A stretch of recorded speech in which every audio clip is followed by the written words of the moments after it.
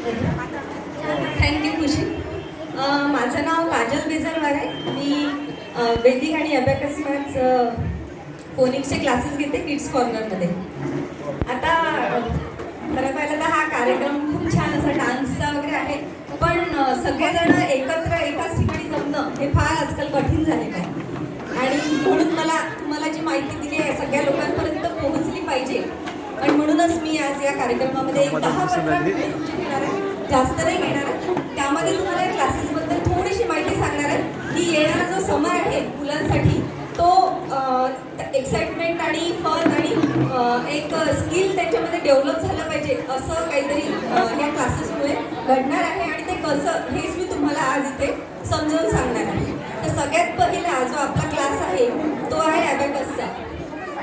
तर ॲबॅकस सगळ्यांनीच माहीत असेल की ॲबॅकस म्हणजे हे मॅथ्स इम्प्रूव्ह करायसाठी केलं जाते बाबू, आणि फास्ट कॅल्क्युलेशन याच्याने मुलं करतात. पण ॲबॅकसची अजून एक बाजू आहे की आजकाल पॅरेंट्स लोकांची जास्तीत जास्त लोकांची ही कंप्लेंट असते की मुलं अभ्यास करत नाही, त्यांचं लक्ष लागत नाही, किंवा ते करायला बसल्यावर त्यांना फार वेळ लागतो.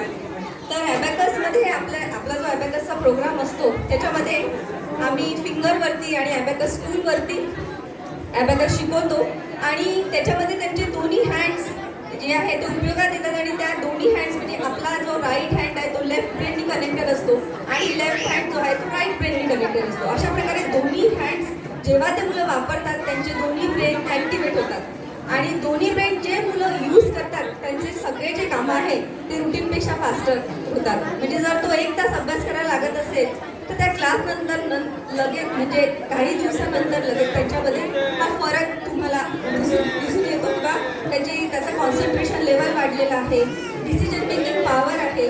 या सगळ्या म्हणजे वेगवेगळ्या गोष्टी या ॲबॅकस क्लासमध्ये कव्हर होतात. आम्ही सुरुवातीला ॲबॅकस क्लासमध्ये ब्रेन जिम घेतो. एक 5 ते 10 मिनिटं मुलांच्या वेगवेगळ्या एक्सरसाइज घेतल्या जातात. त्याच्यानंतर मग क्लासमध्ये जी रुटीन ॲक्टिव्हिटी आहे बुकमधले सम सॉल्व करणे, त्याला व्हिज्युअलाइज करणे, या सगळ्या गोष्टी घेतल्या जातात. अशा प्रकारे हा जो क्लास आहे तो एकदम फन वेनी, म्हणजे मुलांचा जो मॅथ्सचा हॉबी आहे तो अगदी बिलकुल निघून जातो आणि फन वे. आणि माझ्या ॲबॅकसच्या प्रोग्राममध्ये आमचा जो प्रोग्राम आहे मेगा माइंडचा तो जो आहे प्रोग्राम तो बेसिकला पासून 6 लेवल्स आहे त्याच्यामध्ये.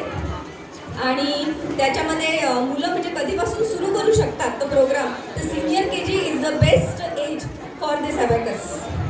आणि आमचे जे पुस्तकं आहेत ते तुम्हाला मार्केटमध्ये कुठेच मिळणार नाही. आमचा ओन प्रोग्राम आहे जो आम्ही घेतो, आणि इतक्या छान प्रकारे आम्ही डिझाईन केला आहे की या पुस्तकांमध्ये तुम्ही ॲडिशन, मल्टिप्लिकेशन, त्याच्यानंतर division, cube root, square root, ह्या सगळे जे कॉन्सेप्ट आहे ते त्याच्यामध्ये घेतले जातात. बट पूर्ण 5 लेवल केल्यावरच तुम्हाला ही म्हणजे मुलांमध्ये जी आहे प्रगती दिसून येईल. आणि हा जो प्रोग्राम आहे तो हा 1 ते 1.5 वर्षात सहज पूर्ण होतो जर तुम्ही कंटिन्युएशनमध्ये जर हा प्रोग्राम चालू ठेवला तर. आता मी एक म्हणजे हा ॲबॅकस प्रोग्राम कसा म्हणजे हे होतो कसं वर्क करतं यासाठी माझे 2 स्टुडंट्स आहे अर्णव आणि अद्वैत, हे तुम्हाला सांगणार आहे. प्लीज कम अर्णव, अद्वैत. आता ॲबॅकसमध्ये कसं असतं की माझे जे 2 हँड्स आहेत तुम्ही म्हणाल की हे माझे 10 आहेत, पण माझ्यासाठी हे माझे 2 हँड्स म्हणजे 99 आहेत, 99. आणि म्हणूनच या दोन्ही हातावरती मुलं 99 पर्यंतचे आणि त्याच्यापेक्षाही जास्त जे कॅल्क्युलेशन्स फिंगर ॲबॅकस म्हणतात त्याला करू शकतात अगदी सहज. म्हणजे आता सबस्ट्रॅक्शन किंवा ॲडिशन आता बेस आहे मुलांचा. जर पक्का असला तर मुलं सहज म्हणजे त्यांचा अर्ध मॅथ्समधले हे घेऊन जातात, कारण की ॲडिशनवरतीच तुमचं मल्टिप्लिकेशन डिपेंड असते, आणि ज्याला सबस्ट्रॅक्शन आलं त्यालाच डिव्हिजन पण येतं, कारण हे बोथ ॲडिशन आणि subtraction depend multiplication and division. तर आता ॲबॅकसमध्ये हे 2 हँड्स 99 दाखवतात. आपला राईट हँड जो असतो तो 1s दाखवतो आणि लेफ्ट हँड जो असतो तो 10s दाखवतो. फॉर एक्झाम्पल जर मला 9 दाखवायचे तर अद्वैत कसे दाखवणार? 9 येस, इकडे दाखव. दिस इज द 9 ऑन ॲबॅकस. समजा मला 22 दाखवायचे, कसे दाखवायचे? 2 to 22 म्हणजे 2च हातावर त्याचं काम होऊन गेलं. आता समजा त्याला ॲडिशन करायची आहे, ॲड 55 आणि त्याच्यामध्ये 22. What is the answer? 77. Yes. आता हे ॲडिशनचं झालं. आता सबस्ट्रॅक्शन करायचं आहे. समजा आता 14 मधून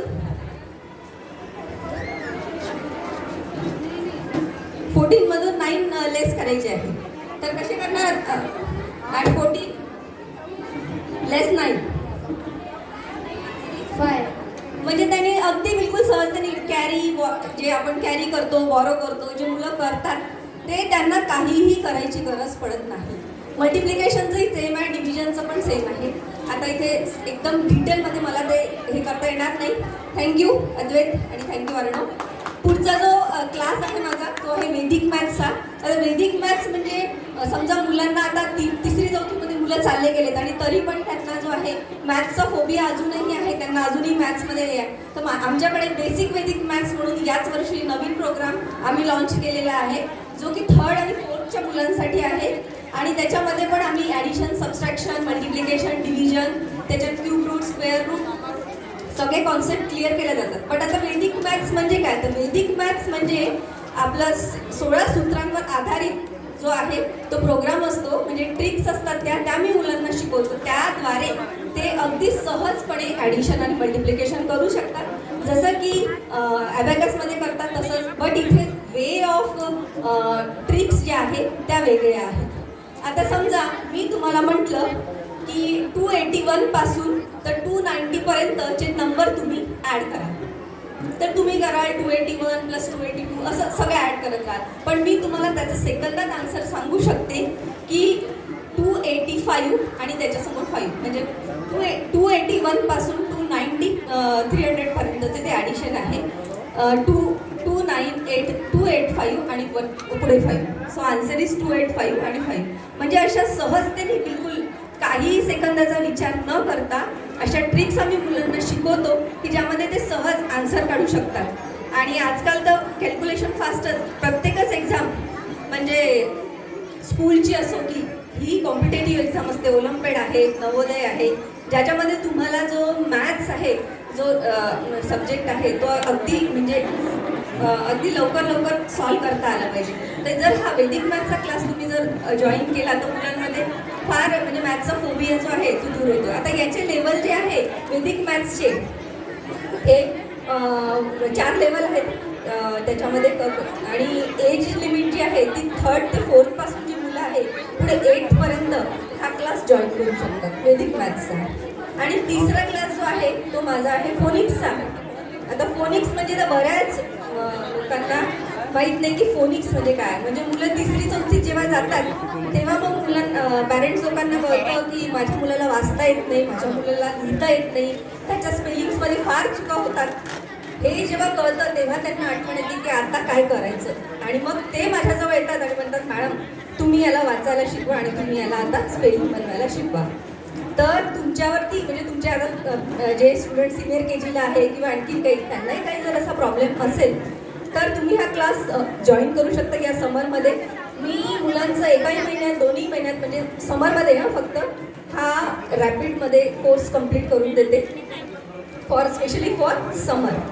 तर मुलांना त्याच्यामध्ये अगदी रायटिंग आणि रीडिंग करता येते. आता फोनिक्स म्हणजे काय तर A पासून Z पर्यंत या प्रत्येक लेटरला एक विशिष्ट साऊंड आहे. जसा की A लेटरला साऊंड असतो ॲ, मग C लेटरचा साऊंड असतो सी इज फॉर क.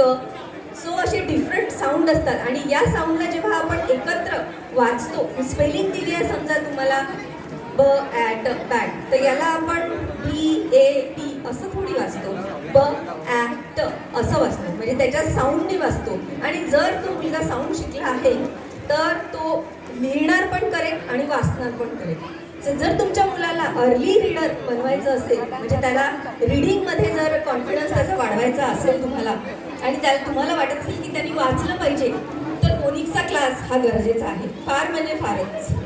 तर फोनिक्सची जी एज आहे लावायची ती सिनियर के जीपासून नर्सरीपासूनही तुम्ही जॉईन करू शकता.